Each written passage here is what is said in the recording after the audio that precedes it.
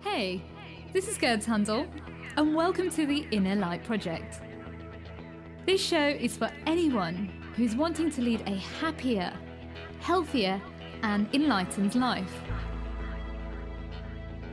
Create more self-love, inject more joy and abundance into their daily life. Join me for inspiring interviews and spiritual topics so you can shine your inner light. Hello and welcome to the Inner Light Project. My name is Gerd Handel, and today I want to share with you someone who is helping highly sensitive souls to fall back in love with their sensitivity and show up in their authentic, unique expression. Rachael Kelly is a highly sensitive person and an empath coach, and I'm just so excited to share her story today because there's so many similarities, and it's so important for us to learn as empaths how to take our power back and trust the wisdom from within, and how to become an empowered empath. Hi Rachael, I'm so grateful to have you in the show, and thank you for being in the space today. Yes, so grateful to be here. Thank you so much. I'm excited to chat with you. Oh, bless you. I just remember when I found you on social media and I was just like, oh my God, I need to share this woman and share her story because you're so relatable to so many other empaths. And I just would love for you to share, what was your life like before you realized you were an empath? Yeah, thank you so much. No, I appreciate that because I think a lot of the time, being on that online space, it's important to we have that empathy that allows us to tap into other people's experiences as well, and like that's our gift, and we get to show that and show up online and get to relate to other people's experiences. So yeah, thank you for saying that. But my life before I was an empath, God, there was just my journey, like it's been a journey. Like, I mean, I don't even know where to start, but pretty much I'll share a little bit, I guess, about kind of my upbringing a little bit, and then maybe how I found out I was an empath, and then so pretty much as a highly sensitive person and an empath, I guess, never really knew what it was. My family didn't really know what it was. I'm one of four girls. We grew up in a pub, actually, quite a chaotic environment. So very like so there was a lot going on. And I was always like the more introverted one who just kind of, I guess, I just felt growing up, I never really fitted in, and not just within my family, but also, as I started to get older and go to school and things like that, I always just felt really different. Like I always just felt like I could just sense the injustice, and, I hated how mean all the kids were to each other and things like that. And I always just had this kind of thought process that I felt so different and that I just didn't fit into anywhere. And like, even in like friendship groups, I was like dipping in between friends and groups, and it was just like I don't know who my people are. And it was kind of and can you relate? I'm totally, that's, I'm like, I totally relate. I was just the same like yourself. Like one minute I was with like the cool kids, then I was with the geeks, then I was with like the ones that most people didn't talk to. It's just, I couldn't find my people, like you said.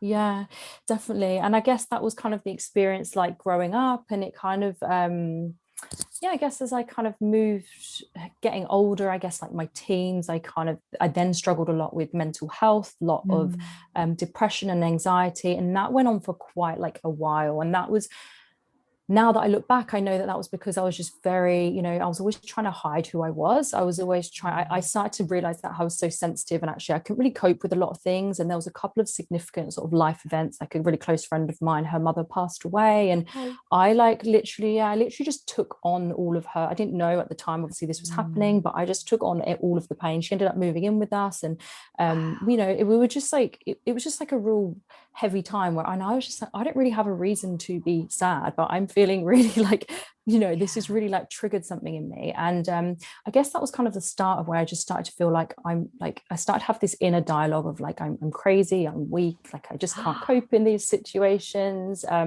why does everything affect me so much? That was when I started to notice, like, I was always really shy going, like, up until that point, but when it hit my teens and you're kind of at that adolescent age where your friends are going out and so, do you know what I mean, like Yeah. socializing and doing all the things, and I'm like, oh, I'm really shy, I can't talk to boys, like I can't function in social situations because they overwhelm me so much. So that was, yeah, like all of that kind of happening. And then I guess, yeah, went through that, did my own sort of personal development journey as I probably got into like my 20s. And I guess I was always searching for this thing, like this magic bullet to tell me, like, why am I different? Like, I just didn't know that there was such thing as an empath, and why it all felt a struggle and things like that. And I guess at that time, when I was probably like, yeah, so and I was always kind of fascinated with how the mind works. So I did go on this sort of self-help personal development path quite early on. And oh my God, as I'm opening this up, I'm like, there's so many things. Go for it. Yeah, but yeah, I guess it was like just trying to figure out, when you think, wow, like so many things. But I guess like the main throughout that time, I think my patterns of behavior and things really started to become directed towards sort of perfectionism and just wanting that, that control and that external validation. But I was just also numbing a lot. So I was going out partying and had a lifestyle that just was so unaligned to me. And that continued for, yeah, you're like, yeah. That continued for a little while, and it just got to a point where I was like, my nervous system had just had enough. And yeah, it was just kind of at a point where probably in my 20s at some point, I'm 30 now, by the way, but it was like, I don't know, 20 mid-20s, I imagine, I started really going down that path of like coaching and started to study NLP and decided to kind of take myself into my own healing journey, where yeah, I then ended up hearing about being an empath probably like 3 or 4 years ago now. And it didn't stick originally. But the reason that I went kind of down that path to doing it was because I was healing from like really chronic anxiety. So that was kind of my thing that got me to onto the path of like my own healing journey, because my nervous system had just had enough, basically. Wow. Gosh. Yeah. So yeah, it was, yeah, sorry, what were you going to say? I was going to say, you've been on such a journey, and I relate with everything you're saying, because it's so interesting how so many of us as empaths, we either like take drugs or we drink alcohol or we use sugar to numb our pain because we've absorbed so much from everybody else. And I don't know if you've noticed this as well, Rachel. I don't even know why we went clubbing. Like, we absorbed everybody's stuff while we were, you know what I mean? Like the person at the bar, everybody's stuff, we were like picking it up. And I don't know if you were the same, but I always felt like I couldn't sleep after a night out, and my brain would be like ping, and I used to hear this weird sound, and it used to take me a while to shut down to sleep. And now I realize it was because I was picking up everybody's stuff, and I didn't realize that I didn't know how to protect myself. I didn't even know I was doing it. Yeah, absolutely. Yeah, definitely. And yeah, it would take me a long time. I'd come in and it would, just have to decompress. And yeah, we had no idea what was going on, really, and picking up all that stuff. And then like the only way to really like handle it and to kind of, go out and, you think you're doing the right thing because you've got to be fun and hang out with your friends, and be sociable, and you just then, numb yourself in order for you to kind of do that. And it's just, it doesn't make sense at all now, does it? When you look back on it, it's like, well, why do we do this to ourselves? But that's kind of the path, really. I was going to say, it's interesting you said about the friend, because actually one of my friends, when I was about 20, her mum passed away as well, and I felt like I needed to save her. And like I was trying to do everything, even like one of my siblings was doing the same, and like I did, like you said, I didn't realize I took on so much of her pain. And we did drift in the end, which was a shame, but I now understand, like you said, I was actually like hurting myself by picking up all of it. And I had lots of low moods like yourself. Like I went through depression as well growing up. And again, now I look at it, it was because I was picking up everybody else's stuff. And I worked in a pharmacy whilst I was at uni, by the way. So can you imagine all these people just coming in with their problems, and instead of just asking for medication, they'd be telling me their life story. Oh my goodness. Stand there like, Oh, okay, nice to meet you too. And I'm thinking, God, why are you telling me your problems? But that's what we are, aren't we? We're an open portal for everybody else's yeah, problems, but we just don't know yeah. how to shut it down. So we sometimes think, oh, well, that's nice of them to share with us, share with me, because they would, I don't know if they did the same with you. Like, it's a famous dialogue, like, oh, you're the only person. Oh, what was it again? My mind's gone blank. um, oh, I've never done this before. You're so easy to talk to. Yes, yes, yeah. Yeah, it happens a lot, doesn't it, really? Like people coming up to you, and then I get it a lot where people always think I've got a really familiar face, and people are like, Mm. I know you, like I've met you before. I'm like, no, I don't think we have. Yeah. Yeah, it's just, yeah. And I think a lot of empaths, like when I look back as well, we're all highly sensitive. We absorb people's stuff. We're trying to find out who we really are. But instead of finding out who we are, we then throw ourselves into other people's problems, and then we start that people pleasing pattern that then Mhm. takes us away from our intuition, and we Yeah. end up trusting others instead of ourselves. Yes, massively. Oh my goodness. And that is like a huge journey, isn't it, to go on to like decondition yourself, like from all of that and get yourself back to into, yeah, into yourself to even, understand what your needs are. And even like, because I know for me, especially that whole process, and it's a conscious thing that I choose to do every day, with my boundaries and setting, being firm with boundaries, and checking in with myself, like what are my needs, like it's something that is a conscious sort of way of being now, but coming sort of into that place of understanding your needs, like I don't even think there was a point where I was like, I just don't know what I need anymore. Like you Oh, become so disconnected, don't you? yeah. Yeah.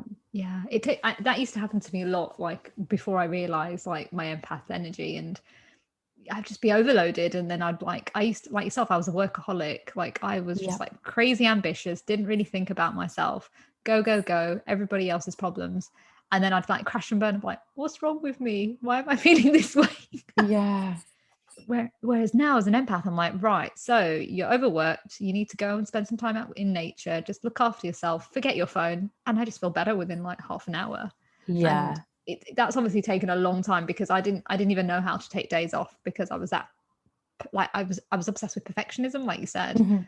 and Yeah. I had to make everything perfect, and everything Mhm. had to be, oh God, you've just reminded me of something actually. Oh When I God. was at uni, so when writing an article or like doing a dissertation, every word in that essay had to be perfect. Like, Mm. why? Oh yeah, like just when you say that, I know when you say that, like it triggers like so many thoughts off, and it's like there we do have that tendency as well. I think I mean that perfectionist tendency is very common for HSPs, isn't it, and for Yeah. empaths, and that yeah, and I think it's that like level of depth of processing as well that we kind of go through, and also that tendency to kind of ruminate and overthink on things and just get Mm. stuck in those patterns. And yeah, then that, yeah, has gone into many areas of my life and of the people that I work with as well. It's such a huge one. Yeah. So what was like the turning point for you? So you heard the word empath, but then, Yeah. you said it took you a bit of a while. What was like the Yeah. turning point for you to like accept, this is who I am? So basically after that point, I heard that I was an empath, and for some reason, and I still kind of think about this from like now, why did this maybe not stick? And I think I was so fixated on thinking that there was actually something like more wrong with me, and maybe I just didn't understand that empath was like a scientific thing. I don't know what I was. But I basically was like, no, I've got like at this point, I was experiencing like a lot of physical pain where I actually thought I had like fibromyalgia or something quite, Wow. yeah, like quite wrong with me, and I would just be going to the doctors quite a lot, and I just didn't really buy into that concept. It wasn't that I didn't even give it like the time, really. It resonated when someone said it, but it just didn't stick enough for me to go and explore it, which is weird now, because I'm like, it's weird that, but maybe something else was just I don't know what happened there, but that was a period of my life where, yeah, that was just um and then it was probably the year later, yeah, about a year and a half maybe later, I actually went on a ayahuasca retreat to go and um I guess look for the go for the healing from my anxiety that had been quite bad, and I was having panic attacks and things quite often, and it just felt that there was this thing that needed to be healed, and I was like, I'm going to go do this medicine retreat, and I think that this is like, it's going to heal me and fix me. And it ended up being like, and I've shared a little bit about this on my social media. I've not shared an awful lot about it, but as a result of that, I ended up becoming like re-traumatized from some like past traumas and things, and ended up with like depersonalization disorder for nearly, that's a 2-year healing journey. So I'm coming out of it this year, but it had been like a huge journey when you think that you're going on this thing, and and then you come out and you're sort of like, it feels like you're 100 steps back. But basically, as a result of that, I went to therapy. I wanted to do all of the healing things after, because I was like, this was meant to go and heal me, but now I'm so much worse, and how do I come out of this chronic sort of anxiety that's worse off than what it was when I went in? And that was the first time that I heard that I was like a highly sensitive person. Like the therapist actually mentioned it to me, and then it was that I connected the dots with everything, and it all made so much sense. So that was just probably 2 or 3 years ago now, probably near 3 years ago. And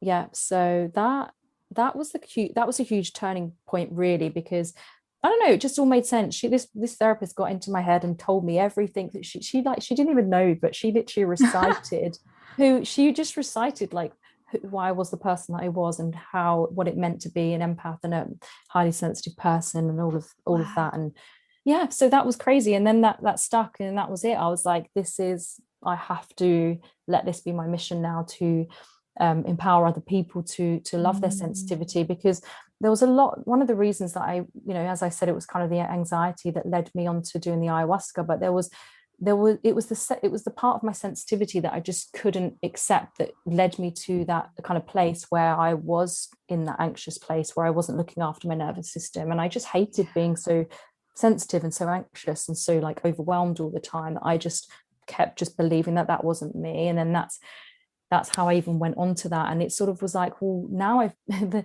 universe was like showing me, now I've given you like this 2 years of healing, because you basically didn't accept where you're at. And then anyway, it was a huge another healing journey after that, to really embrace it and accept who I am, and all of the things that come with being empathic and sensitive. So yeah. Wow. I just want to say I'm so proud of you for finding the answers, because so many people, they feel so trapped, don't they? And then like you found the answers, and I'm just proud of you that you were able to realize and, accept your sensitivity. I really get it, honestly, because I was an alpha female before. I was never really an alpha female. I was sensitive, but I put on a front because I used to be a journalist. So that was the industry I was in. It's like, you had to be a tough cookie. And, I started putting on this persona without realizing it. And oh God, that was quite scary sometimes. Looking back, I think, gosh, girls, what were you doing? But I didn't want to accept. And the culture I grew up, being sensitive was like deemed as like wrong. So I just, I never wanted to accept that I was sensitive. And if somebody called me sensitive, I'd be like, how dare you back then? Yeah. Oh my God. Yeah. I'm like, oh, thank you. Oh, I really appreciate it. Yeah, God, how different it is, isn't it, when you can accept it about yourself? But yeah, I definitely had that.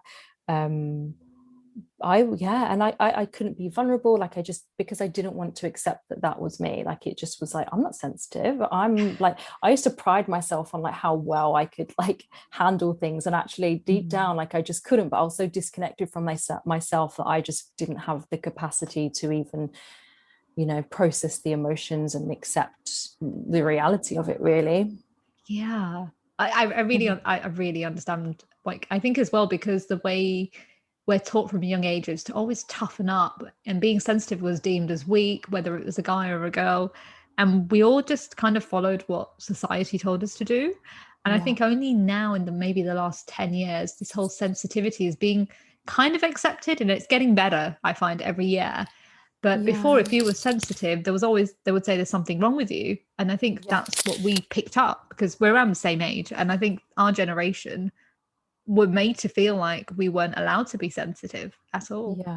Yeah, no, I completely relate to that. So and it's like, I don't know, obviously different upbringings and things like that, but also you've got like the societal conditioning, and also the family dynamics and things that you grow up in, where you kind of mirror certain behaviors, and also, you know, yeah, I know in my family for sure that yeah, I kind of modeled, yeah, like the modeled behavior wasn't to talk about your emotions, you know, it was to push it away and to act like, and, you know, humorize everything, and Yeah. because yeah, you know.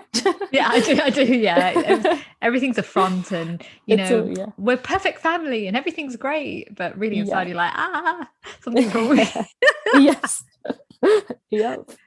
Yeah. I'm just going to say as well, like, I relate with what you're saying about, you know, you went on this journey thinking everything would be great. Like, so with me back in we're talking 2015, I was on it. I started the healing journey probably 2012. Mhm. I was made redundant, and then like I had a cancer scare, and that literally woke up the crap out of me. And then Yeah. coming up to 20, yeah, it was see, for me it was an awakening, so I find it quite, I'm grateful that happened, because it woke up my intuition and everything. Yeah. And leading up to then, I'd done loads of things, and by 2015 I had a pattern again where I started overworking in my business. Mhm. And then, just like you said, as the universe works, then I discovered I had a kidney problem and I had a kidney defect. And then I spent Wow. the next 2 years fighting to have an operation. And in those moments, I really learned how to slow down and connect.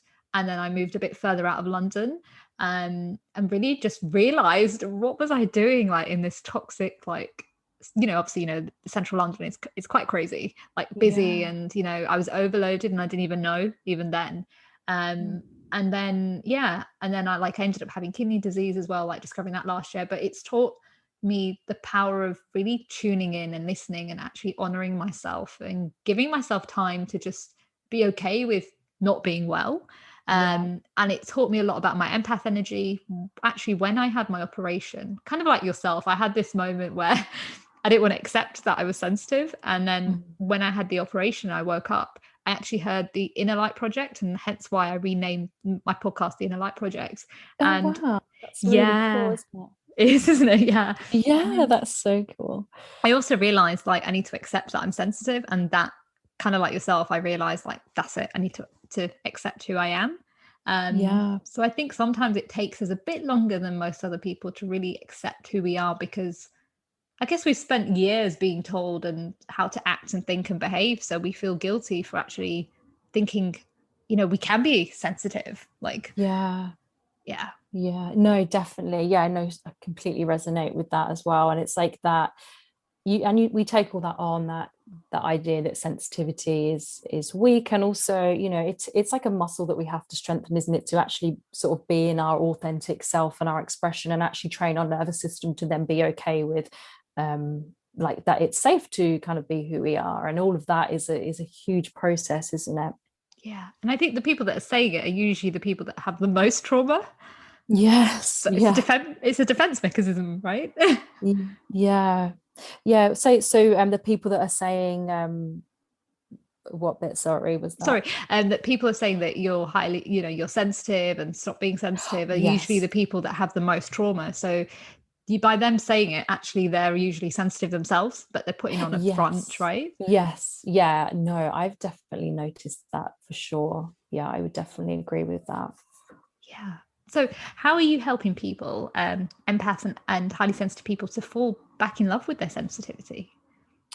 So yeah, I mean, that's all about the work that I do. Like, it's just through, so as I guess as a qualified life coach, but also I've done a bit of NLP here and there, quite some time ago before I trained, but also just like my life experiences that have all of the Yeah. things that I've learned through trial and error and everything, you know, which I think is so important with this kind of work as well, because we've been in it, haven't we? And Yeah. it's kind of it's like we know what works, and those sort of things. So I've basically, yeah, combined all of that into sort of a coaching practice where I now offer help empaths and HSPs just to really connect back into who they are, and a lot of it starts with self-acceptance, really, but understanding what it is around actually being an empath and HSP first of all, because I think understanding is so key. Obviously at that point then we can then start to accept all of those things about ourselves, and then start to kind of decondition like the programming and the mind stuff, the beliefs that are keeping us either hating our sensitivity or keeping us small, or in sort of self-sabotaging behaviors like like I don't know, this, or even the self-abandonment side of things. Like there's so much work that we do together on this, just to really help. Was it like, how do I help them reconnect back into sort of fall in love with their sensitivity? Was that the question? Yes, yeah. Yeah, sorry. I was like, I'm going off on a tangent. That's okay. And it's really, highlighting. So I've actually created a 4-week program as well, which was like, I literally put every bit of my learnings into that. It's like a self-paced program, and I literally poured my heart and soul into that, and it was such a big project of mine, and I just really wanted to have that as something where empaths and HSPs could come and refer back to. There's like video trainings. It's basically a lot of the work that we actually do cover in our private one-on-one sessions, but helping them just to really understand who they are and connect back into that through the coaching and the mindset stuff. But not only that, is like helping them to set boundaries and overcome and identify where their boundaries are weak and the people pleasing tendencies that many empaths have.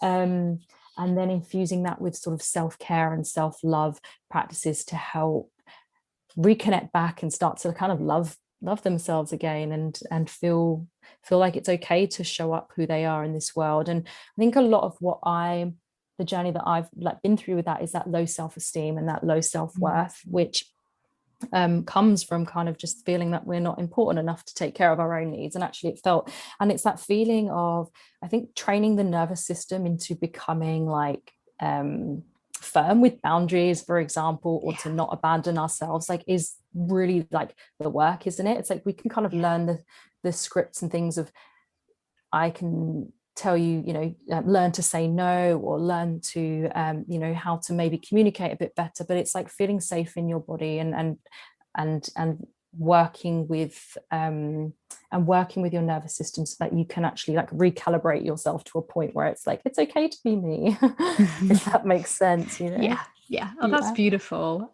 Where can the listeners find the course? The course, so it's linked into my Instagram bio. So there's also so I won't say the link because it's quite long, but it's linked into my my link tree into my Instagram bio. So that's at I am Rachael Kelly, and then that takes you basically straight there with all the details on there. Useful. I've got a few more questions left for you. What are your thoughts about mental health and empaths? It's a big it's a big thing. I mean, me personally, I've struggled a lot with my mental health. I actually know a lot of people that I work with have as well. And it's that, I guess, the depression and the anxiety that comes with not knowing maybe what's wrong initially, and kind of not being okay with who you are, and trying to live a life that's just so unaligned to you, that's just wreaking havoc on your kind of nervous system, that ends up in, I don't know, there's, first of all, we're more susceptible to trauma and things like that. So our nervous systems are just, I guess we're just wired differently in a way that makes us more susceptible to things. So I do think that it's a hard one, but I think a lot of the empaths that I come into contact with have had these experiences where they've struggled a lot with their mental health, and coming back into themselves and coming back into their power has really helped to kind of shift them out of those places, those low places, or that, recalibrate their nervous system back to a point where they're able to function in the world. Yeah, I just from experience, I honestly believe that a lot of people who've got anxiety, depression are actually, they don't have mental health problems. They just haven't learned about being highly sensitive and protecting themselves. Yeah. And a lot of them have been put on medications or numbing the pain. And it's like, they didn't need that. They just need to look from within. And what is it they need versus being told, oh yeah, you've got mental health problems. That doesn't solve anything, right? I definitely agree with that. And I do feel really passionate about that because I'm all for kind of the holistic, more natural way of being, of, you know, looking inside as well for the answers. And I do think that you know, that I agree that the medication can work and has a time and a place. I'm not sort of anti that at all because, you know, I do believe in some Yeah. cases it might work, but I do think that, yeah, I think, you know, even me myself, like I know, you know, there was no doctors that could tell me that I was a highly sensitive person. It was like, you have depression or you have anxiety or you have, or let's go do blood tests for something else, you Yeah. know, what if there's physical symptoms showing up. And even Mm. I've got a friend that's a doctor and we had dinner like not long ago and we were talking about it and we hadn't met up for a little while and she's not on social media and actually she hadn't really been seeing what I was up to. It'd been like, yeah, a good while, and she sort of was asking about what it means to be an empath and HSP, and she was like, and her interpretation from a quite medicalized view was like, oh, so it's basically somebody with anxiety, and like I really had to fight, and I was like, and I just was like, I don't know, I was like, I'm not going to get triggered here, but I'm just going to like Yeah. explain to you, you know, like, you know, from my perspective, how Mm. it's not, and how, you know, that these, you know, as a trait can get missed and Yeah. undiagnosed and actually make it so much more worse, because then you go off thinking that you're broken and you need to be fixed and Mm. healed, and then you really don't get to the crux of actually, yeah, you get so much more disconnected from yourself. So yeah, I completely like resonate with that. Absolutely. Yeah. You just reminded me of something, like even within like our coaching world there are so many people, and I've only realized this recently and somebody actually mentioned it to me. There's a lot of coaches pretending to be empaths, and I couldn't believe Right. what she was saying, and she's like, yeah, because it's a way to get to profit. I'm like, but what? But I'm like, but the people that need, who are, yeah, like the people who are real empaths are going to actually be traumatized by these people who actually aren't empaths. But then I've also heard on the flip side is like some, like even it's happened to me a few times where people will say, oh yeah, I used to be an empath. And I'm like, no, darling, Yeah. you can never be used to being an empath. You were born an empath. If you're an Yeah. empath, it happens from, you know, childhood, or it's Yep. like handed down from one generation to another, or you may be the first, like something happened when you were young and, you know, that triggered the sensitivity or something. But I Yeah. was like, there's a difference between empath and there's a difference between empathy. We all have empathy, but empaths have it like triple times or like 1,000 times Yeah. more, but we don't know boundaries. And she's still like, oh no, but I used to be an empath. And I was like, oh my What? God. And I was Oh, like, that's, don't do yeah. that. Yeah, sorry. No, yeah, I'm intrigued. I was just really intrigued by that because those sort of things, I'm like, it's so, yeah, it's hard as well because I suppose like, and our job in this line of work is to kind of, you know, be that voice and Yeah. educate people as well on what it is. And but it's interesting that somebody has that perspective that claims they're an empath but is thinking um that they're not an empath. How do they work that out? Like, I don't know what they're, you know, no, I'm just confused at No, how I think how it's are they.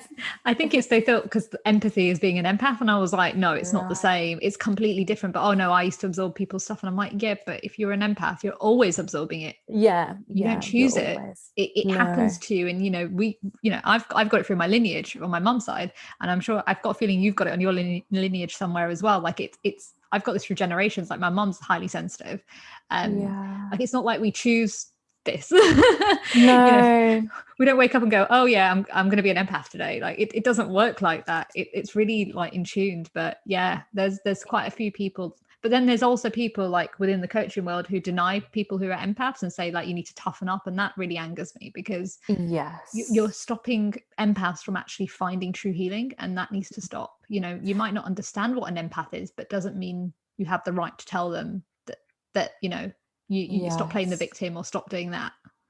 I find that, and that's such a huge thing, and I'm so passionate about that area of things. And just, you know, while you said that, it reminded me. So I've been in, and that's almost like gaslighting someone's Yeah. experience, isn't it? And I've been in toxic relationships as well, where Mm. and I've also come out recently of a relationship where, yeah, like where people, and this is not just my most recent one, but and not just talking about my relationships now, Yeah. but there are people that yeah, they do just deny that experience. And I think for empaths that is so triggering as well. And it's difficult for them to kind of go through that because they've felt their whole life that they're misunderstood. So then when they have people that kind of continuously denying their experiences, it's really difficult.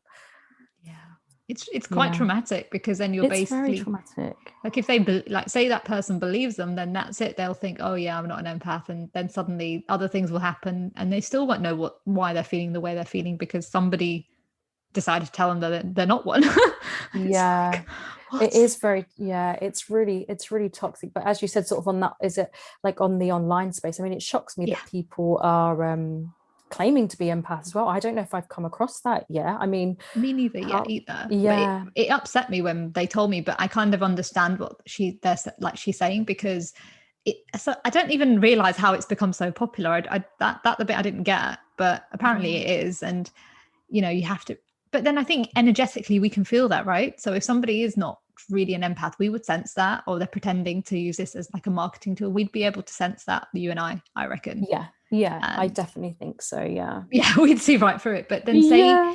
say if you just found out you're an empath and you're like looking for an empath coach or somebody, and do you see what I mean? You might not be able to spot it quickly. And that's Mhm. my concern, is I just don't want somebody to go through trauma because somebody did not understand them. That's just me Yeah. being an empath. No, I know. Yeah, we're like, I Right? know. It's the way we are, Yeah. right? Oh dear. Yeah.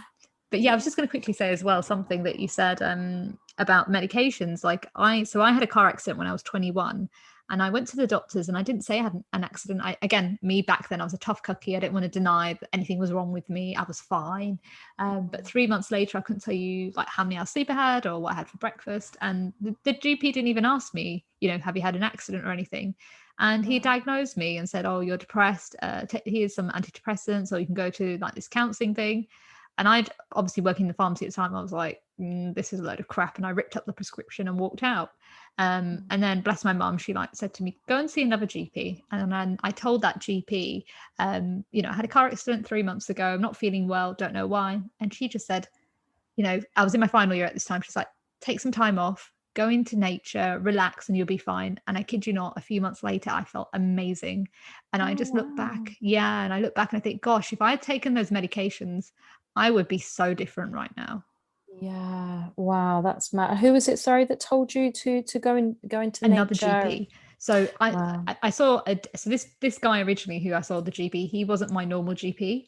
Right. He was just there at the time, and then I wasn't happy with what he said, so I asked, can I see another GP within the practice? And then that lady who was another GP said to me, just go out into nature.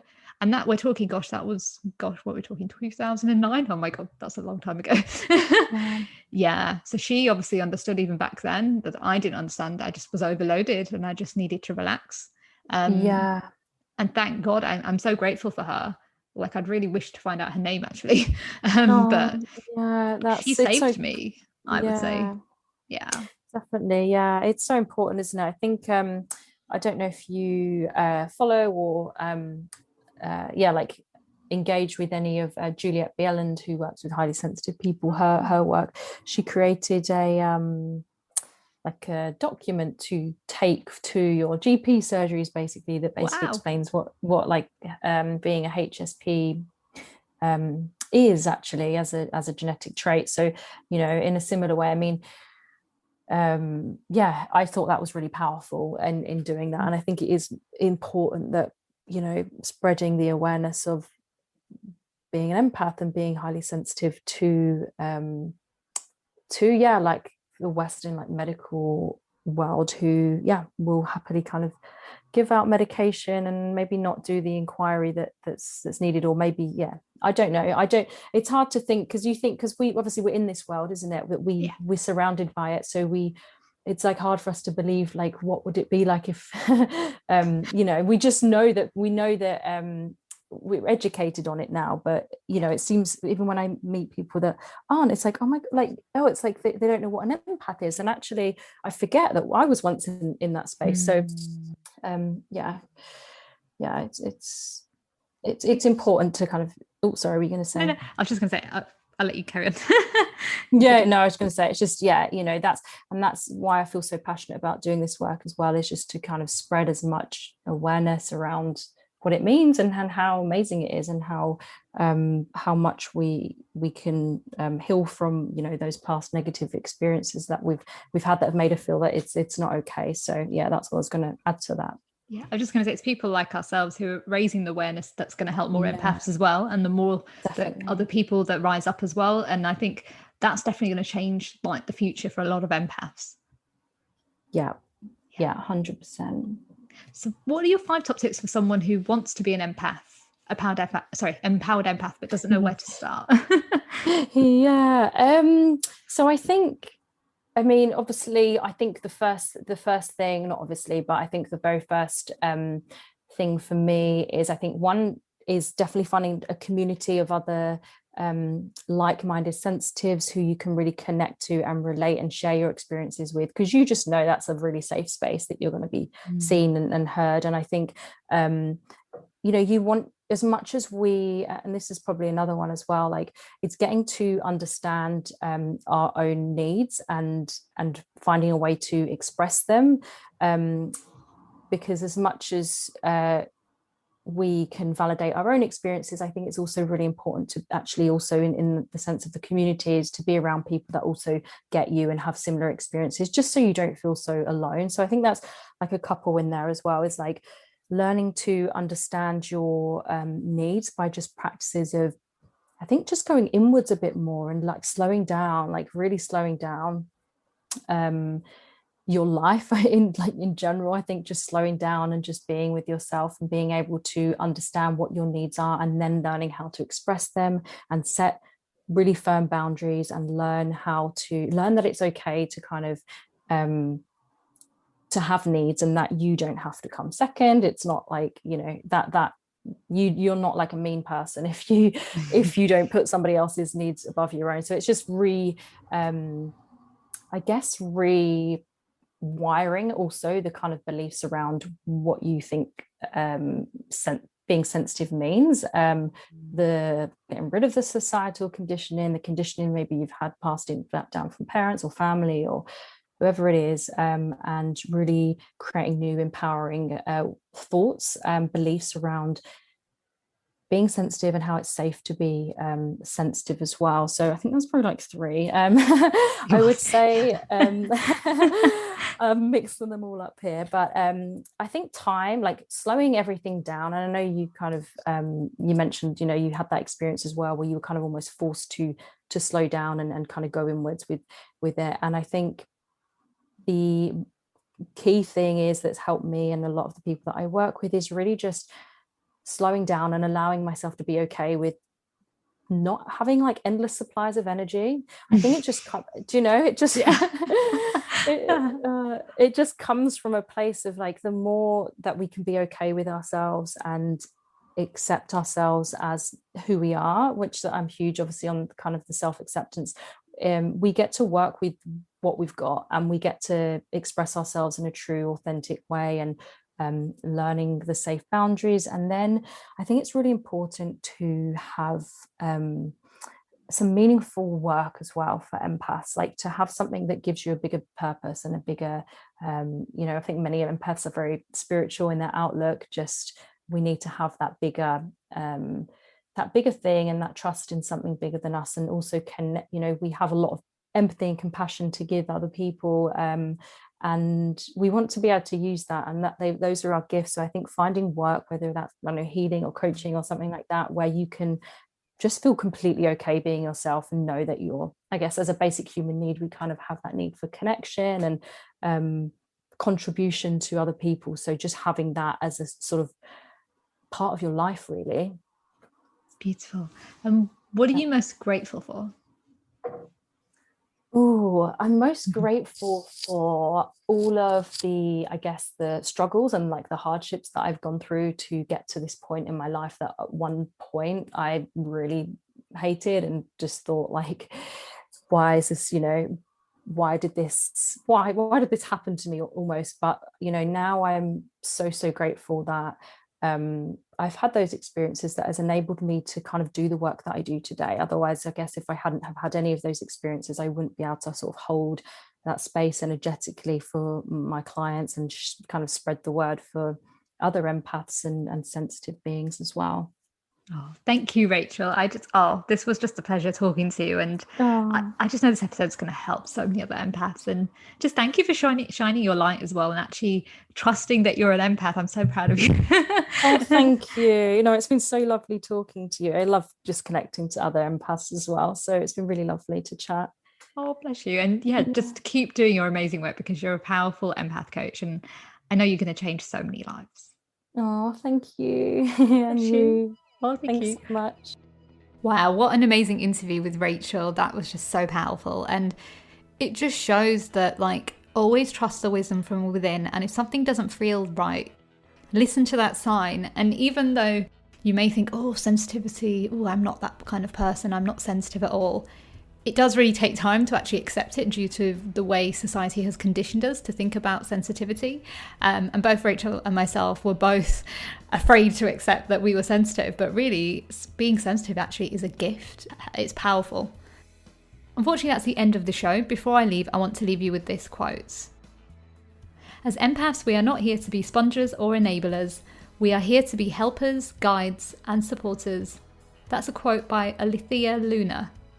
For more information about the show or how to trust your inner light, visit my new coaching program at gerdzhandel.com. And remember, stay happy, stay healthy, stay lit.